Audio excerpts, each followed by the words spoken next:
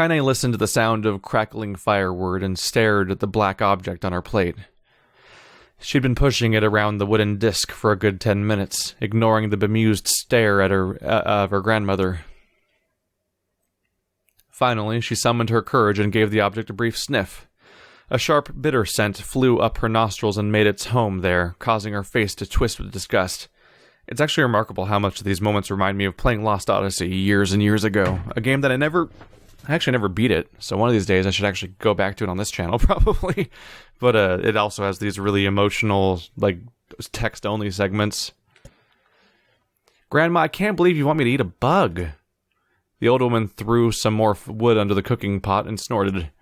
It's no bug, you fool girl, it's a berry. She's never seen a berry before? Why in the hell would I be feeding you bugs? Yeah, well, it sure looks like a bug, said Kainé, and I think it's burnt or something because it smells terrible. With that, Kainé held her nose and threw the berry in her mouth, chewing as little as possible. Oh yeah, that's terrible, all right. Why, you little brat, laughed the old woman. Look at the sass on you. You've been spending too much time with me, and that's a fact. 5 years had passed since the moment when Kainé's grandmother saved her from the bullies. As is often the way with two stubborn people, their relationship had grown in fits and starts, but moved forward all the same. Meals that used to be somber affairs were now filled with laughter and hurled abuse in equal measure. Kainé could not remember a time when she had been happier. As the years went by, Kainé started to shoulder more and more of the daily responsibilities. Her grandmother's legs grew weaker by the day, and she could no longer do many of the chores she used to take for granted.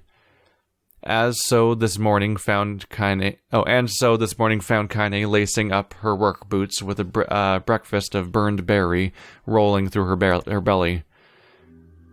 Where are you going today? Asked Grandma suddenly. Kainé looked up, surprised. The old woman rarely asked for specifics anymore.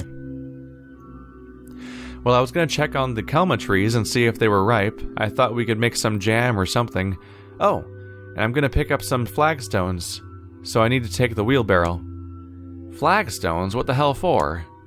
Kainé stared at her grandmother, then held out an arm and swept it around their home. Constructed mostly of cloth, rope, and rubble, the old place sagged like a boxer in the final round.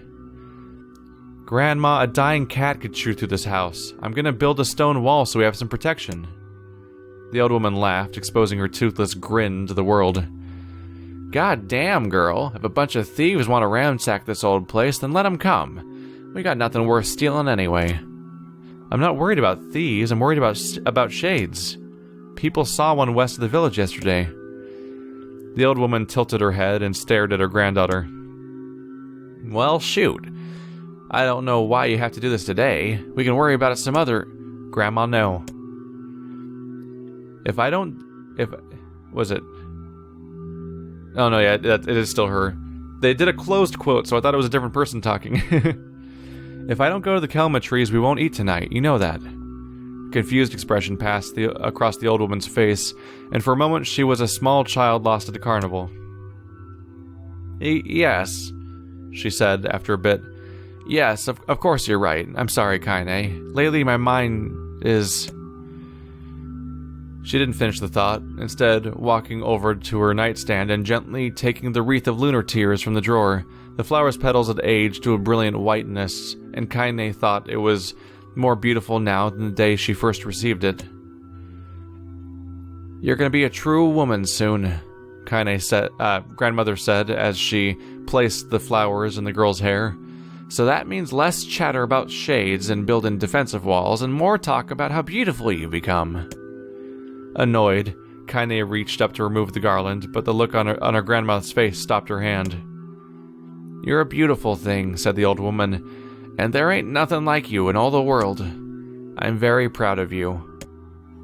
Okay, Grandma, that's enough goddamn compliments for one day. Such a mouth on you. Where'd that come from? Gee, I wonder. I'll teach you to sass me, girl, yelled Grandma. Suddenly, she lurched forward and grabbed Kainé by the ears, pulling her around the room with a crazed grin on her face. Grandma? Yelled Kainé with a quaking voice. Grandma, stop! What the hell? The old woman stared at her and blinked, then slowly held her wrinkled hands out as if she was the first time she'd ever seen them.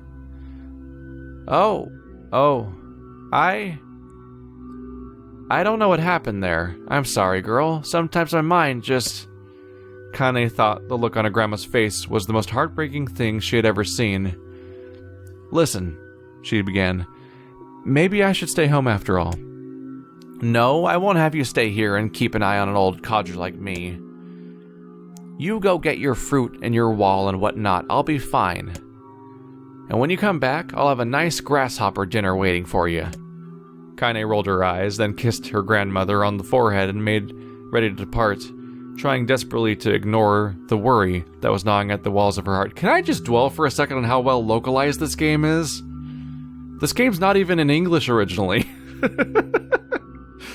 This game's better localized than Final Fantasy of all Jesus. Like it's all like evocatively written, like it was rewritten by a Western author from scratch or something. Kainé could feel the old woman's eyes watching her as she moved down the path. Don't turn around, she told herself, but in the end the temptation was too great. She spun on her heel for one final look and saw a small, bent woman standing in front of a ramshackle hut with a sad expression on her face. God, she looks so old now. It's like the wind could reach down and just carry her away. Kainé worried about her grandmother all day, causing her work to suffer. What little fruit she could collect was tossed carelessly into a wheelbarrow, and she only found a couple stones before losing interest in the project. I was gonna say, like, I don't remember there being a wall necessarily around their little hut, because we've seen it before. So I feel like something doesn't pan out with its plan. Finally, as dusk approached, she decided to call it a day. Cursing herself for lack of focus, Kainé pushed the near-empty wheelbarrow back down the path. As she crested the final hill, she suddenly froze in place. The wheelbarrow fell from her fingers and collapsed on its side, sending a few pieces of wrinkled brown flute rolling back down the hill. Her gaze was transfixed by a thick black cloud that hovered just ahead. Tracing its path with a finger, Kainé suddenly felt her stomach knot in on itself. No! Oh, gods, no! Her grandmother's house was ablaze, the flames licking up as if trying to touch the sky itself. Grandma! Grandma! Kainé ran then, faster than she had ever moved in her life. Once she tripped on a stone and went sprawling into the rocky ground, but she leapt to her feet and continued running, unmindful of the blood that spilled from her wounded hands and knees. As she got closer and closer, Kainé's mind began to race in time with her footfalls. It's too dark. It's too dark. Not just fire. Can't be fire. Too much smoke. Gotta save her. Gotta save her. She burst into the front yard and came to a sudden halt, her worst suspicions confirmed. The smoke from the fire was mingling with the thick, inky blackness of an enormous shade. The massive creature supported itself on 3 twisted feet, and it achieved balance through means of a large armored tail. Scales, horns, and claws sprouted from its body in random chaotic pattern, giving it the appearance of a lizard designed by some insane god. Seeing Kainé, it let out a roar and flicked its tail, sending small whirlwinds spinning around the yard. For a moment, the creature retreated into a shimmering inky blackness, as if her mind was unable to comprehend that such a thing could actually exist. But then the smell hit her, a blend of rotted meat and excrement, and the horror became real once more. The creature bellowed again, and this time, Kainé responded with a scream of her own. "All right, you bastard," she thought, as her scream echoed off the high cliffs around them. "It's you or me, let's go." The shade eyed Kainé with bemused interest. Then it began looking from her to the house and back again, as if urging her to look at the destruction it had so gleefully wrought. With dread building in her heart, Kainé glanced toward the house. Through the smoke and flame, she spotted a small figure struggling to escape the ruins. "Grandma!" And at the sound of her voice, the old woman began waving frantically. "She's alive," thought Kainé. "She's alive!" Kainé's legs sprang to life as she raced across the yard toward the flaming wreckage of the house. Before she could advance more than a few steps, the shade opened its mouth and let out a roar powerful enough to uproot trees and send them flying. The blast sent Kainé tumbling through the air before smashing against the rocky earth, stars dancing in front of her eyes as she tried to remember how her legs worked. Get up! Get up! Get up, get up, get up, get up now! As Kainé struggled to her feet, the shade stomped toward the house and pinned her grandmother to the floor with the tip of a claw. The old woman struggled to move the claw from her stomach, but she might well have been pushing a mountain. She coughed briefly, sending a small spray of blood into the air, then collapsed to the ground, her energy spent. Kainé lurched to her feet, only to fall back to earth with a gasp. Her ankles were on fire. One or both of them were surely broken. Ignoring the pain that screamed through her body, she began dragging herself across the ground, leaving a drunken trail of dust and blood in her wake. Your grandma! Hold on! Just a little longer. Her grandmother's face was turning blue, her eyes rolling back until only the whites were exposed. Kainé pulled herself across the ground with maddening slowness.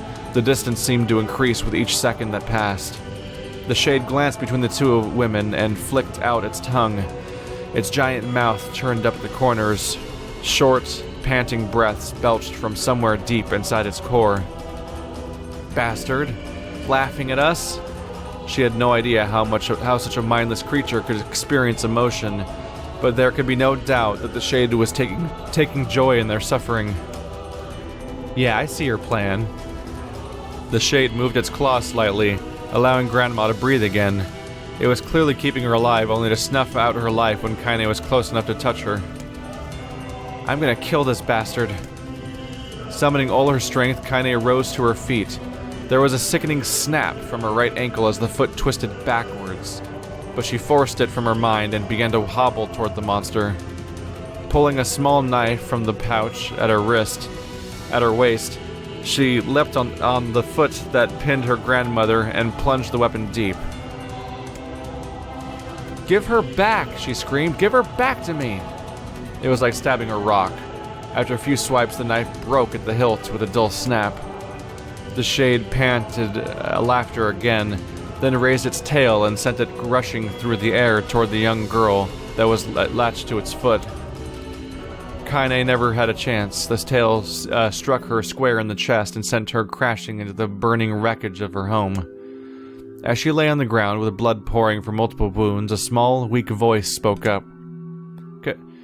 Kainé? Kainé's vision blurred, but she forced herself to focus on the sound. Finally, her eyes cleared enough for her to make out her grandmother's hands reaching out to her through the smoke.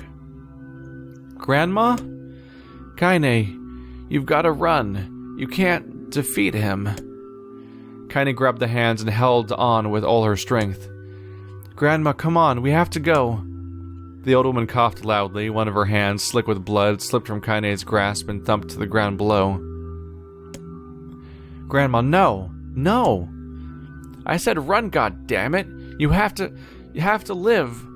You have to get through...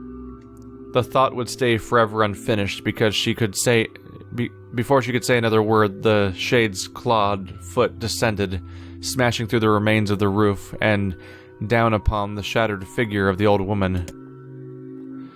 Blood oozed thickly from gaps in the creature's toes as the terrible putrid smell assaulted Kainé's nose once again. She stared at the foot, dumbfounded, convinced that what she was seeing could not possibly be real. When the creature finally lifted its appendage, all that remained underneath was a twisted, unrecognizable mass of rubble and red. Her grandmother was gone. Kainé blinked, trying to feel the hands which had been hers just a moment before. For a fleeting instant, she could remember the warmth of that embrace, the trembling of the fingers, and then the sensation drifted away on the breeze and was gone. Memories flashed through Kainé's mind, one after the other, faster and faster until they became a meaningless jangle of noise. Kainé screamed then, a thunderous sound that echoed off the cliffs and seemed to roll away forever. The shade eased forward, black ichor pouring from its mouth and dissolving into smoke on the ground below. The earth shook with every step as it crept towards its prey. Kainé's body slowly rose as if controlled by a mad puppet master.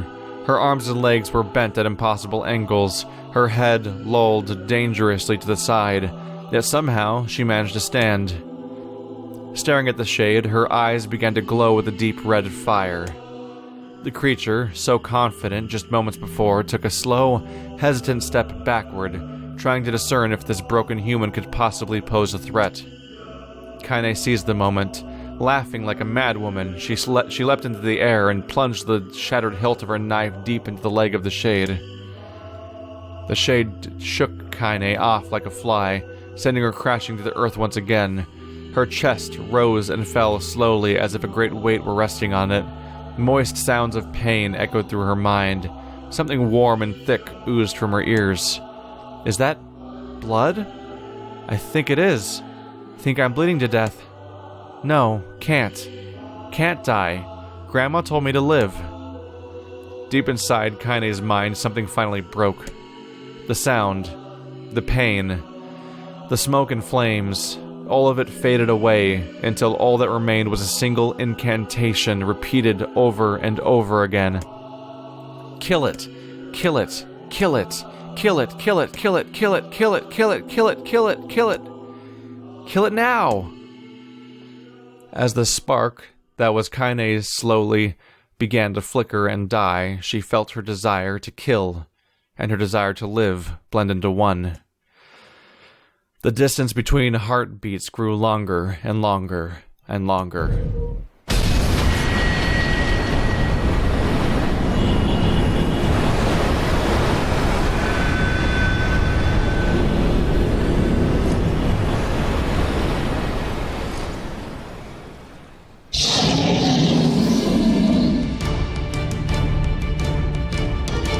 Beast approaches. Oh, I got it.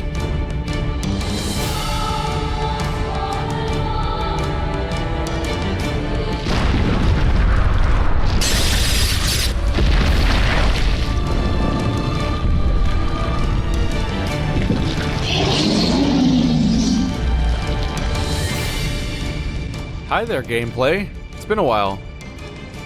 Pew! Whoa, that was some damage right there. That was wow, that's some, wow. Screw this guy. Oh, where's the last one? What anger this creature must have. How did it even survive these past 5 years? I'm not gonna let this happen again. He dies today. My sword feels lighter. It's not the blade, but the skill of the user. Strike him down!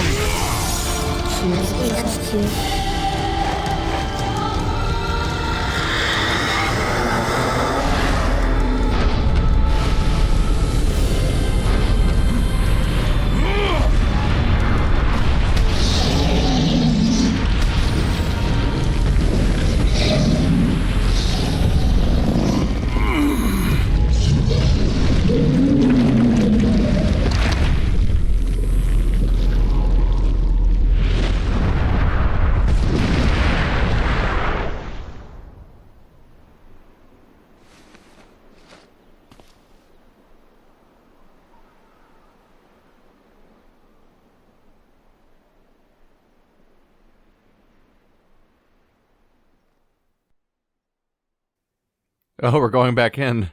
Interesting. Yeah, I was gonna say I have no idea what happens from here on out. So I don't even know how the game's structured. I think you might regather the pieces of stone, or maybe you don't at all. Maybe it's a weird hybrid of redoing boss fights as the main character while also getting all these updates of Kainé. But I figure because of the way this is framed, this must be the final memory she was revisiting before she woke up. Gently, weakly, softly, the shade, sure that its tormentor was dead, turned and stomped off toward the horizon, stopping along the way to bellow one final roar. Couldn't kill it. So sorry, Grandma. Couldn't avenge you. Shamed beyond imagining, Kainé tried to turn her head to the side, but only succeeded in coughing up a huge gout of blood. It was getting difficult to see, and only after a moment of fierce concentration did she realize that her left eye was gone. Laughing to herself, she turned her remaining eye to the ruins of the home and noticed a ragged stump of arm resting a few feet away. Yeah, that's mine, she thought, with a mad giggle. This is going to make clapping a real bitch. Ha! Cried a sudden voice from the depths of her mind. Finally going to die, are you? Well, you had it coming. Go to hell, Demo, she thought, at the unseen assailant. Go to hell before I pluck out your eyes and feed them to a dog. The voice of her childhood terror evaporated into smoke, only to be replaced by another, more recent voice. Hold still, said the apothecary, materializing from the ruins like a ghost. I want to draw you. That way you can live forever. No, stop. Don't want to live forever. I want to die right here. I see, he said quietly.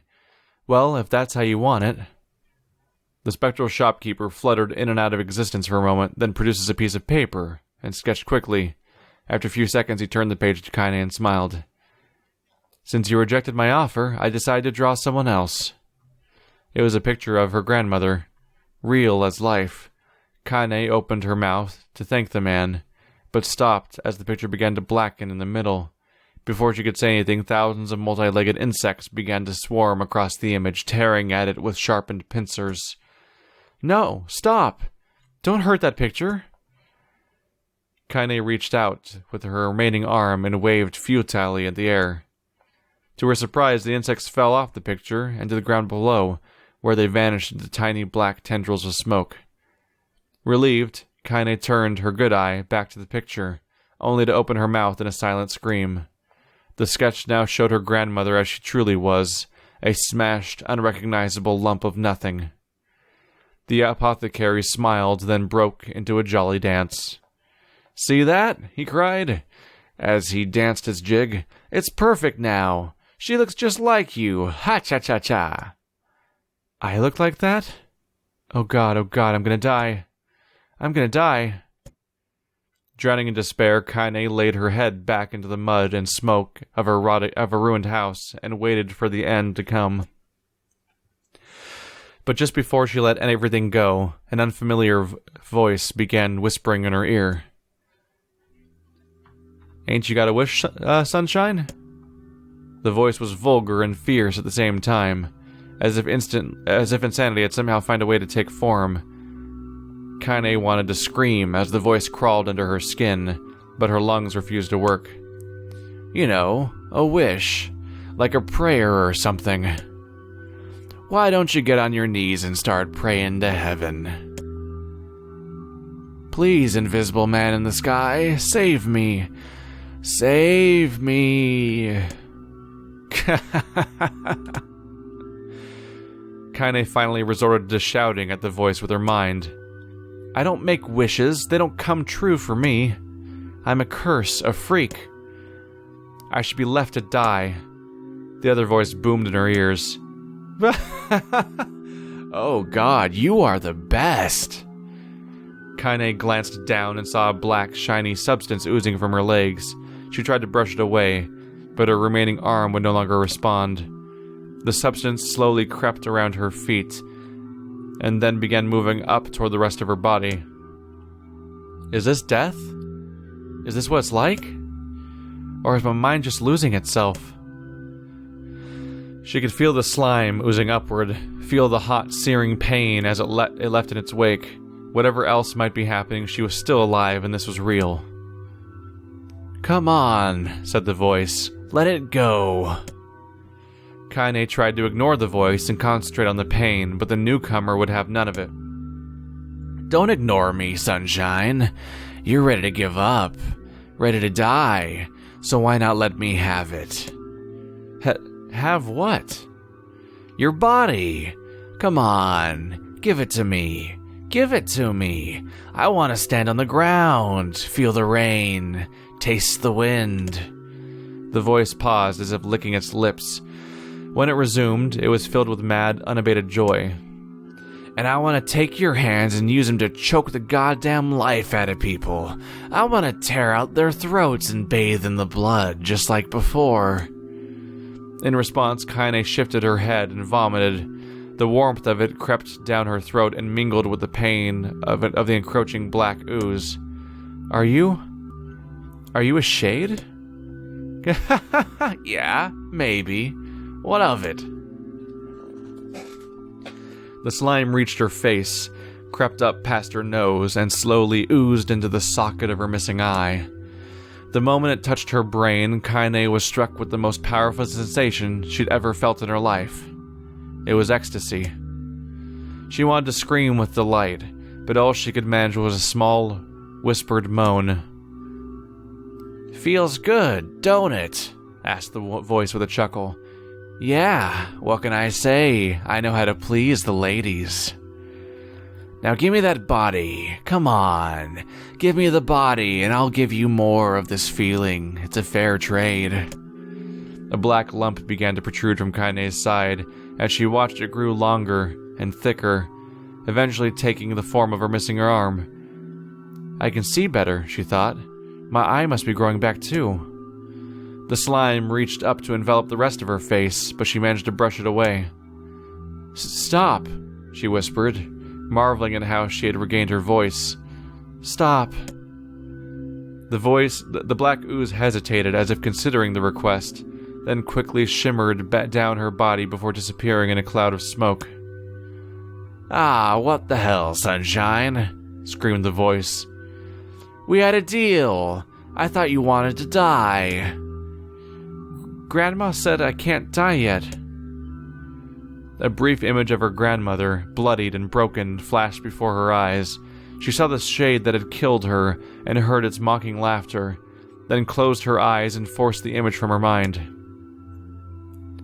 Her whole body was quaking with rage. When she opened her eyes again, they burned bright red. "That thing took my grandmother. I have to kill it before I die." Kainé glanced down and saw a mysterious pattern, the pattern of the shades, burn itself into her left arm. "Well, I'll be damned," said the voice cheerfully. "Look at that, sunshine. I think you and me are going to be good friends now." Kainé stared intently at her arm. The more emotional she felt, the more the letter seemed to be ready to puncture her skin and begin infecting the rest of her body. The arm clearly had a will of its own now.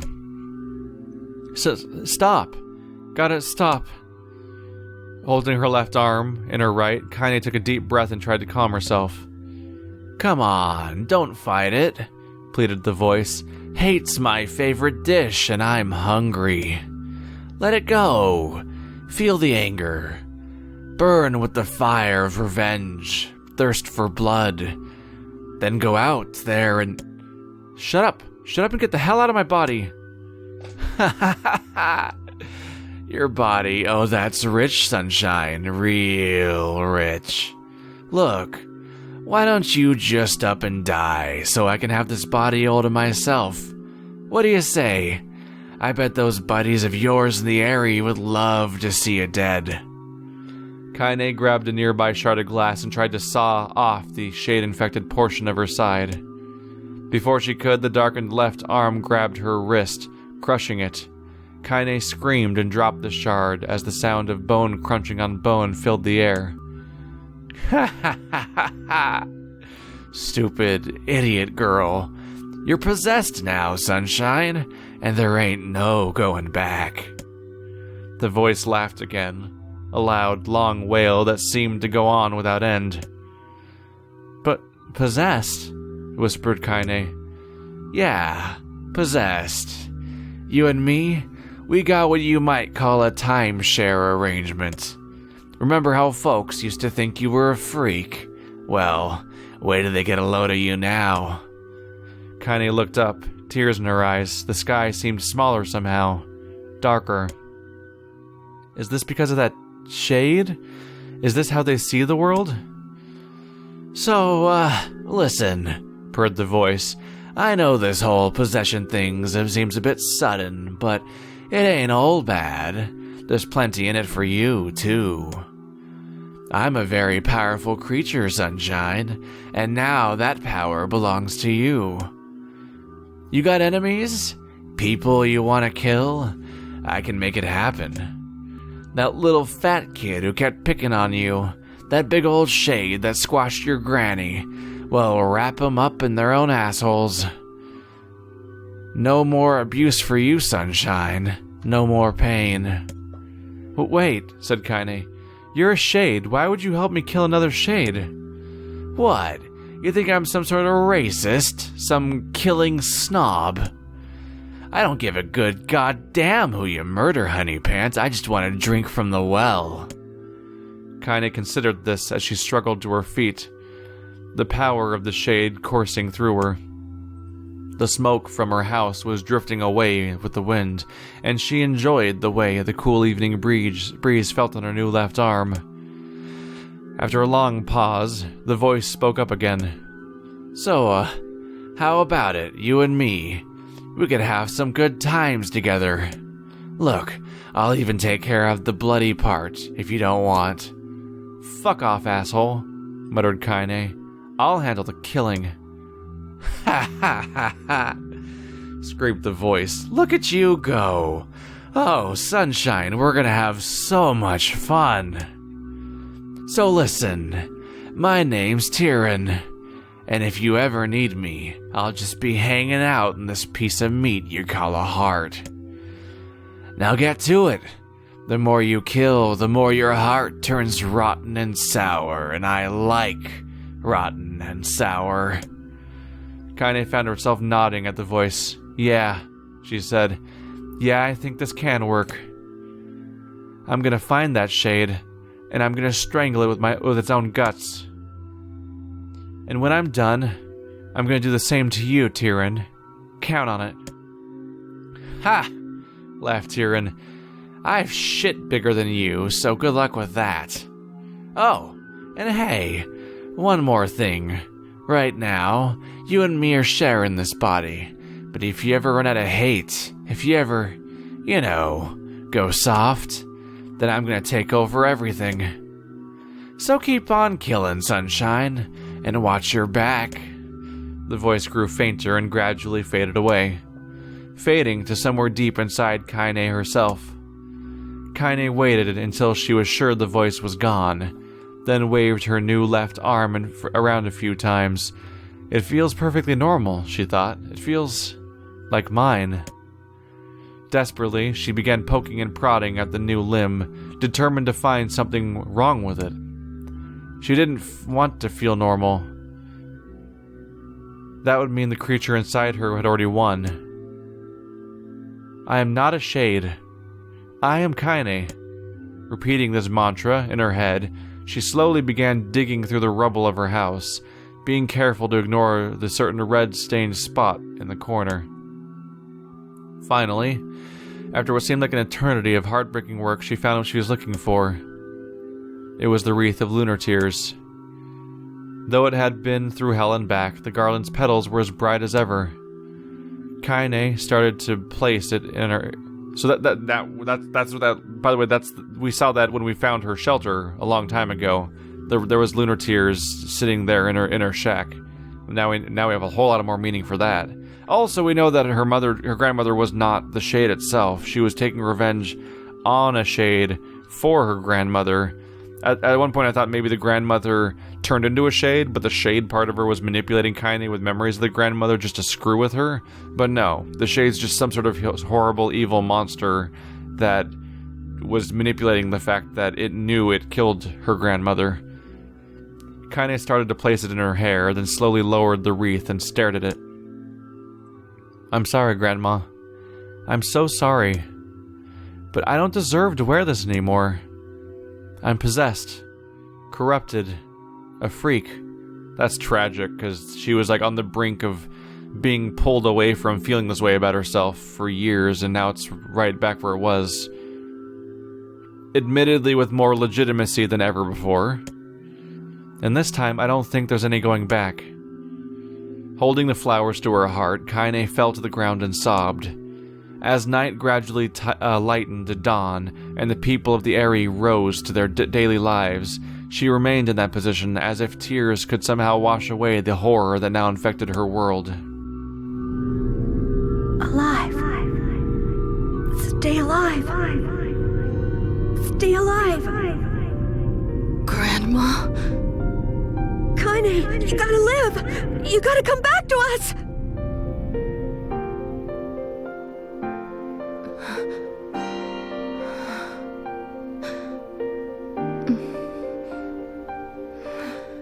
Who are...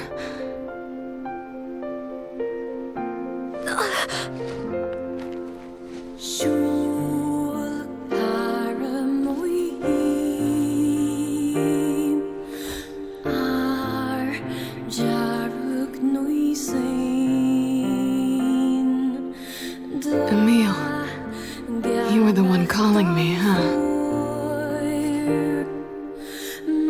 You still recognize me? Yeah, sure. I knew you right away. Thank you, Kainé. Good to see you, Kainé. You look like shit. How long has it been? 5 years.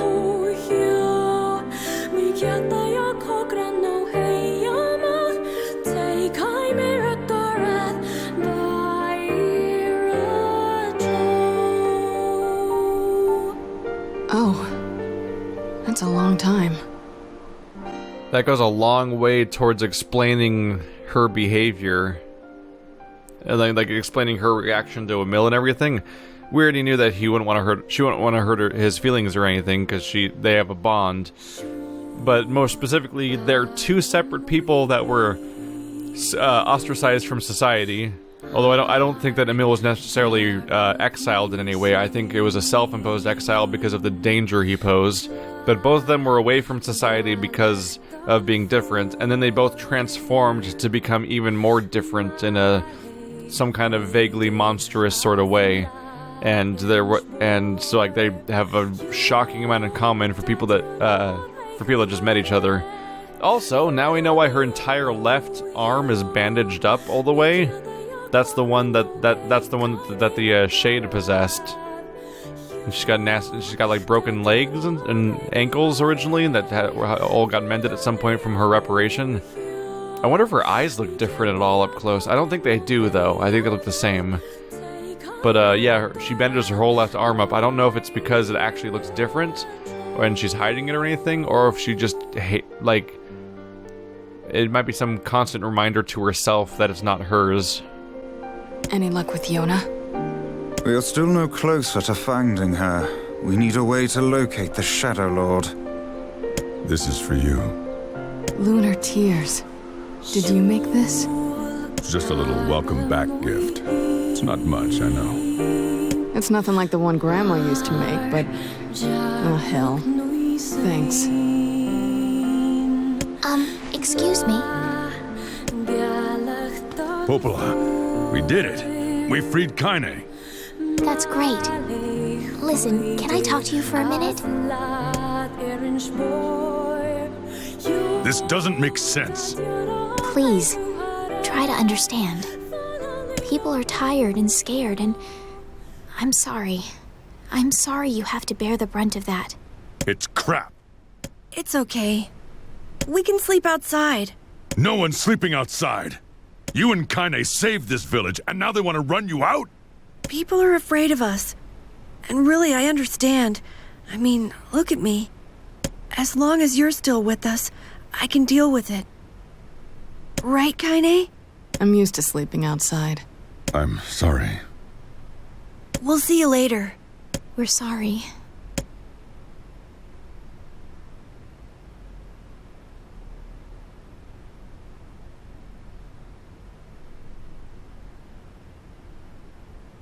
What is the matter? Kainé always sleeps outside. I never thought about that until just now. How could I have not noticed that? How selfish am I? What the hell is wrong with me? We should turn in.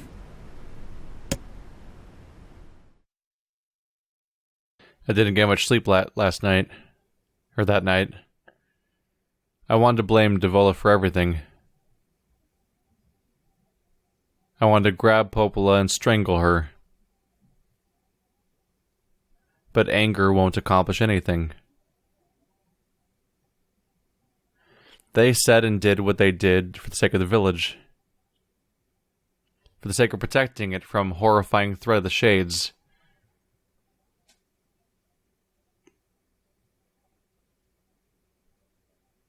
If Popola and Devola are to blame, then I am equally at fault.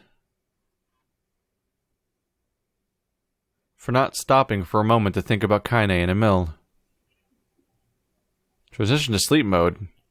Proceeding smoothly, all that remains well. Sleep well? Sure.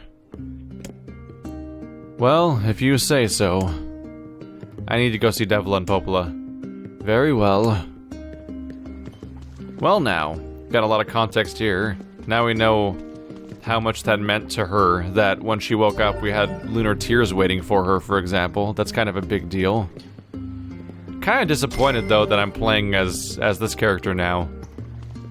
It kind of would have been a cool twist if your path towards ending B was you playing as Kainé the entire time.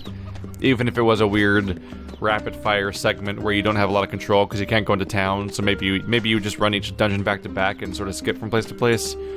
Although that doesn't fully work because Kainé doesn't go inside of certain locations. It does describe her affinity for those berries that we found, because there's even a berry scene in her memories and stuff like that.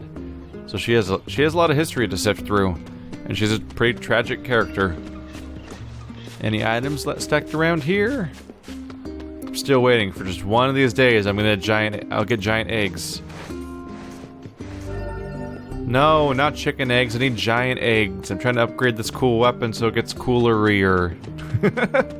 So, this is playthrough B. The path towards ending B. I don't really know what's gonna happen. I don't know how much is gonna be repeated content versus new content, but one way or another it leads to new stuff in the end, so... I'm up for it.